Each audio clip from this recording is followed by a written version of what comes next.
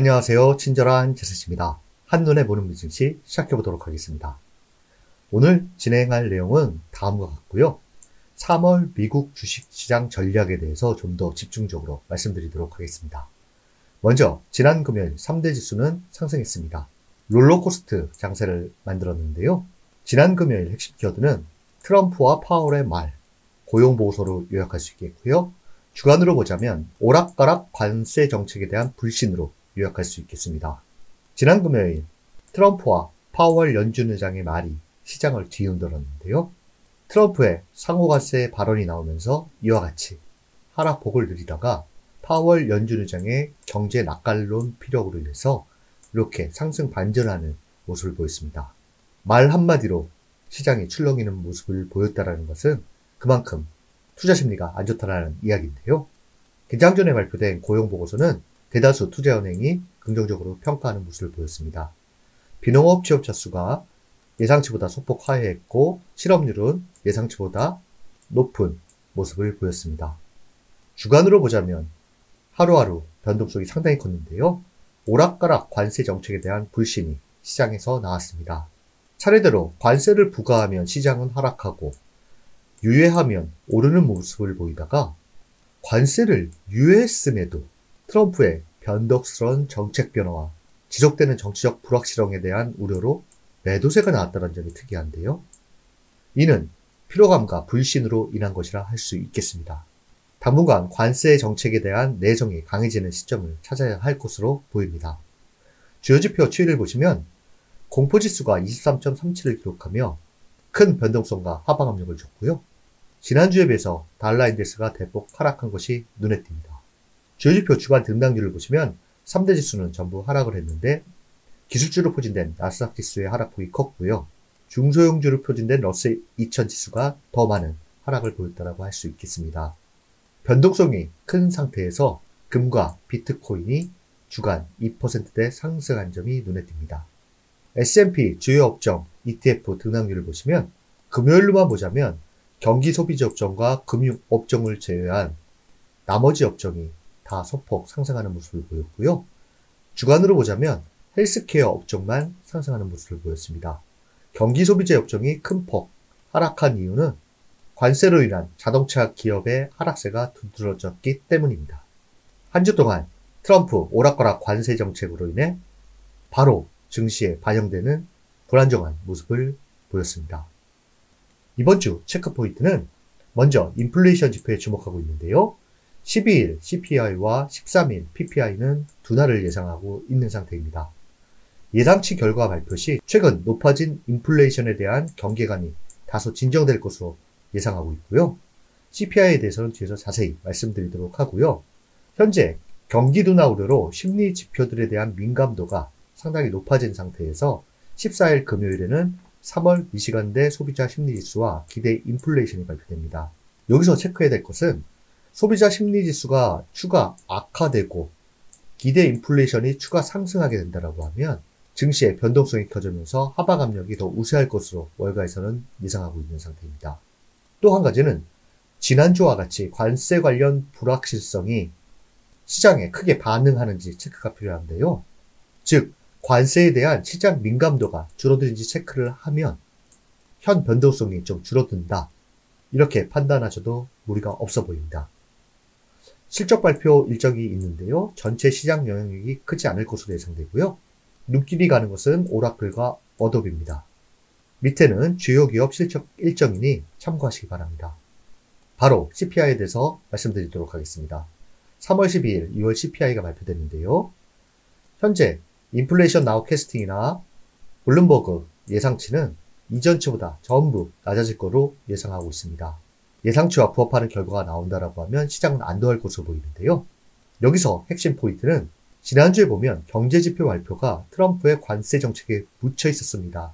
만약 예상치와 같은 결과가 나와서 시장이 크게 반응한다라고 하면 시장에서 관세 정책의 내성이 점차 강해졌다라고 판단하셔도 무리가 없어 보입니다.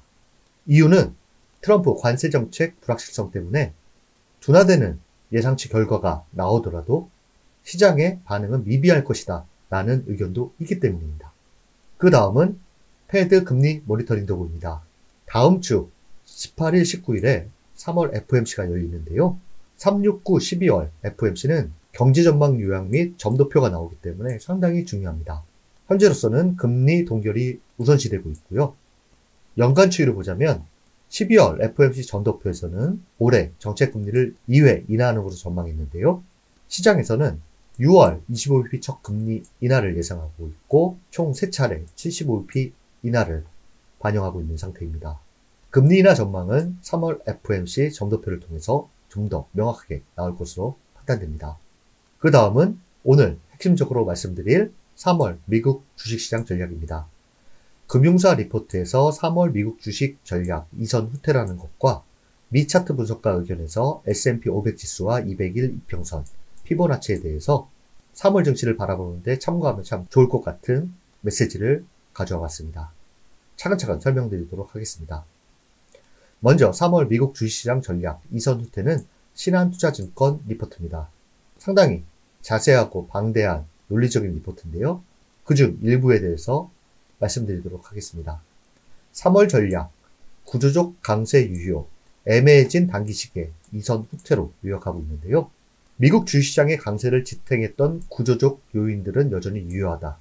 다만 대형 기술주들의 실적 모멘텀이 밋밋해졌고 경기에 대한 불확실성도 증가했다.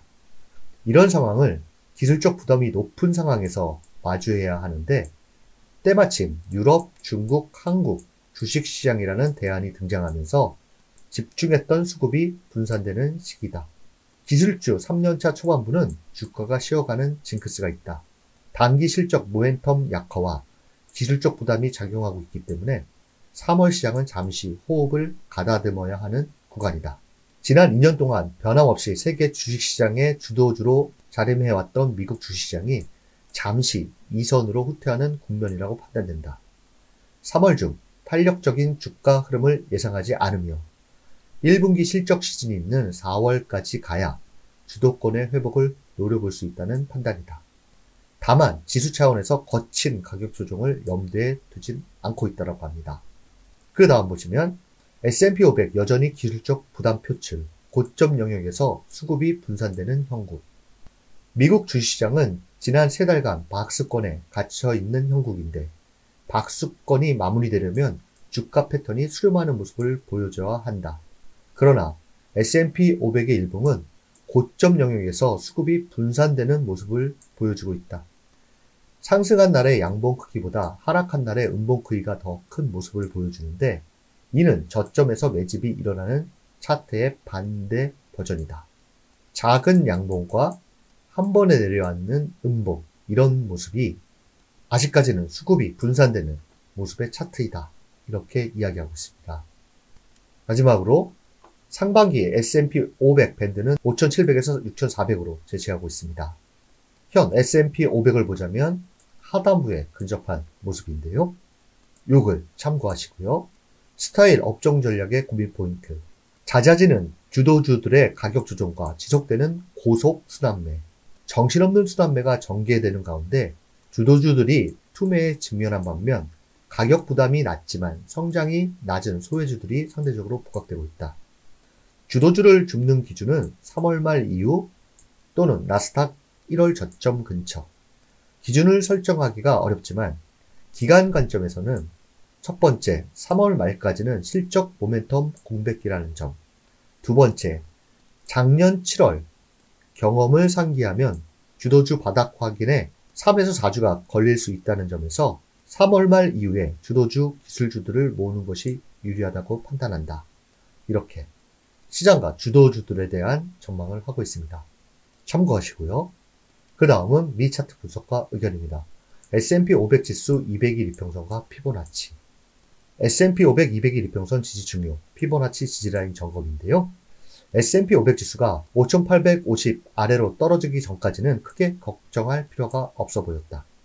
지난 한 주 동안 모든 것이 바뀌었다. 2024년 8월 저점과 2024년 12월 고점을 사용하면 38.2%의 되돌림 수준이 5,722가 되며 이는 거의 정확히 200일 이동평균선 수준이다. 다음 주에 S&P 500 지수가 5,700선 아래로 하락한다면 이는 이동평균선과 피보나치 지지선 이탈을 의미하며 훨씬 더 큰 하방 잠재력을 시사한다. 동일한 피보나치 프레임워크를 사용하여 5,500 부근의 61.8 되돌림 수준을 합리적인 하방 목표로 보고 있다. 이렇게 메시지를 전하고 있는데요. 중간에 피보나치 50% 구간은 5,600 근방입니다. 즉 200일 이평선과 38.2 구간의 지지가 이번 주에 상당히 중요한 위치를 잡고 있다는 것인데요. 이는 앞서 신한투자증권에서 하단 밴드가 5,700을 제시를 했는데요. 우연치 않게 이분께서도 기술적으로 5,700이 중요하다라고 이야기를 하고 있습니다. 그 다음은 새로운 다우 이론의 근거. 새로운 다우 이론이라는 것은요. 원래 다우 이론은 다우존스 지수와 운송 지수가 같은 방향으로 움직이는 경우 추세가 확정됐다라고 보는 것인데, 이분이 말하는 새로운 다우 이론은 동일가중 S&P 500 지수와 동일가중 나스닥 100 지수를 이용해서 같은 추세에 있느냐 없느냐를 판단하는 것 같습니다. 며칠과 며칠 동안 새로운 약세 국면을 검증하는 데 사용할 수 있는 다른 도구로 새로운 다우 이론을 확인하는 데 도움이 될 수 있다. 두 개의 ETF 모두 1월에 스윙 저점을 테스트하고 있다. 요 라인인데요. 동일가중이 아닌 S&P 500 지수와 나스닥 100 지수는 현재 1월 저점을 깨고 내려온 상태입니다. 이분께서는 동일가중으로 판단을 하고 있는데요. 이 두 ETF가 앞으로 몇 주 안에 올해의 저점을 깬다면 이는 새로운 다우 이론에 의해 확실한 약세 신호가 나올 것이며 앞에서 설명한 하방 목표에 도달할 가능성이 높다는 것을 의미한다. 다음 주에 200일 이동평균선을 유지하지 못한다면 작년 강세장에 못을 박는 것이 될 수 있다. 이렇게 메시지를 보내고 있습니다. 이분이 제시한 새로운 다우 이론 차트는 다음 주에도 어떤 모습인지 검증해 보도록 하겠습니다. 증권사 리포트나 미 차트 분석과 의견은 이렇게 보는 의견도 있구나 참고 정도 하시면 가장 좋을 것으로 생각됩니다. 이번 한 주는 오락가락하는 트럼프 관세 정책에 대한 내성이 강해지는지, 즉 시장 민감도가 점차 줄어드는지 체크하는 것이 가장 중요하고요. 그 내성이 강해졌다라고 판단되는 한 가지는 이번 주 발표될 CPI에 대한 시장 반응입니다. 내성이 강해지더라도 4월 초까지는 관세 정책 불확실성이 시장에 영향력을 줄 것으로 대다수 보고 있습니다. 하루하루 변동성이 큰 모습을 보이고 있습니다. 잘 대처하시고요. 이번 한 주도 여러분들을 응원합니다. 감사합니다.